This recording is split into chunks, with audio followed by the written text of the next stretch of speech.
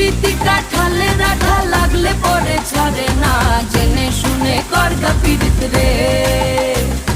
পিরিতি কাঠালে রাধা লাগলে পরে ছাড়ে না, জেনে শুনে করগা পিরিত রে।